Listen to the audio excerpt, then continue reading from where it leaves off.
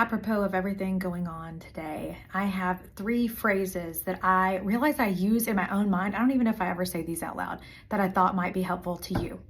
Number 1, that is not my preference. Number 2, and yet. Number 3, onward. For me, the first one, that is not my preference. This little phrase has so much power. I'm gonna give it to you. Boop, you take it from me. If you start bringing that into your life, it can change your life. I think what is the huge power in that phrase is it recognizes that something is not your preference and that matters.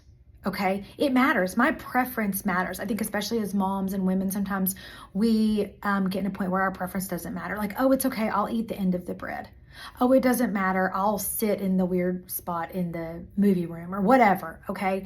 Our preferences become irrelevant, unimportant, an afterthought. And when you start to claim again what is your preference and state it, if nothing else, to yourself, it has power. Somebody does something that you don't like like say you're out at a restaurant or whatever, and they'll ask you, do you want to serve here? Well, that's not my preference.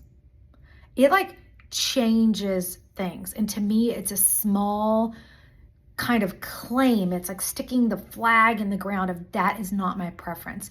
There's a bit of I don't consent to this. It doesn't mean I'm going to have a huge war over it. It doesn't mean I'm going to throw a big entire fit. I'm not trying to say it's the end of the world, but that is not my preference. The second one, and yet. When something's not my preference, to me, and yet acknowledges that sometimes things just are what they are. The resistance is the pain. And if you've lived long enough, you've figured that out already. The resistance is the pain. And there's real pain too. But I mean, like on the whole, that's where it comes from. So you can say something's not my preference. I don't like that outcome. I don't want this thing. It's not my preference. And yet it is what it is. It's acceptance, which leads us to the third one, onward. To me, that's the action step. That's the what are we going to do about it? So something's not your preference. And yet it is what it is. Onward. For me, I always say action is the antidote.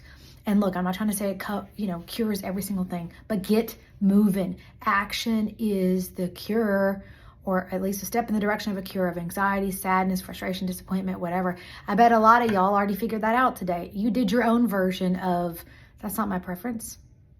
And yet, onward. Get moving, get your body moving, get going at work, keep busy, and you have to just keep on moving on. Some things just are not what we like, and we might think we know better.